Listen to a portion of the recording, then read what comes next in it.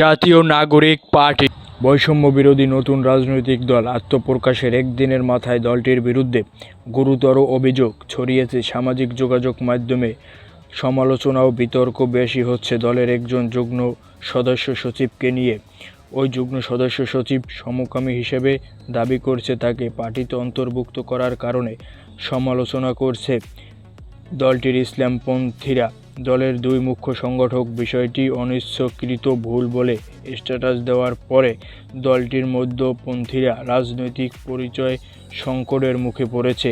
অনুসন্ধান বলছে, সমকামী নিয়ে দলটির সদস্যদের অবস্থান নতুন। এই দলটির সবচেয়ে বড় শুভাকাঙ্ক্ষী বাংলাদেশ সরকারের অন্তর্বর্তী সরকারের প্রধান উপদেষ্টা ডক্টর মোহাম্মদ ইউনূসকে বিপদে ফেলে দিয়েছে। কারণ তিনজন নোবেল জয়ীর সাথে 2012 সালে সমকামীদের পক্ষে বিবৃতি দিয়েছে বাংলাদেশসহ বিশ্বব্যাপী হইচই ফেলে দিয়েছে ডক্টর মোহাম্মদ ইউনূস।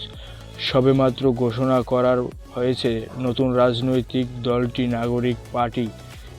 নাহিদ ইসলাম আহ্বায়ক করে গঠন করা হয়েছে 151 সদস্যের কমিটি। কিন্তু এই কমিটি সামনে আসার পরই এক সমকামী অ্যাক্টিভিস্ট নিয়ে সোশ্যাল মিডিয়ায় আলোচনা চলছে, ব্যাপক সমালোচনা। নতুন রাজনৈতিক দলের কেন্দ্রীয় কমিটিতে জায়গা পেয়েছে মুনতাসির রহমান মুন নামের একজন। তিনি এলজিবিটিকিউর সমর্থক বা সম্প্রদায়ের সঙ্গে জড়িত বলে অভিযোগ তুলছে অনেকেই। মুনতাসির মুন যে এলজিবিটিকিউ সম্প্রদায়ের, যেমন গে, লেসবিয়ান বা সমকামী এজেন্ডা বাস্তবায়নে রাজনৈতিকভাবে কাজ করবেন এমন সন্দেহ পোষণ করছেন অনেক বিশ্লেষকরা।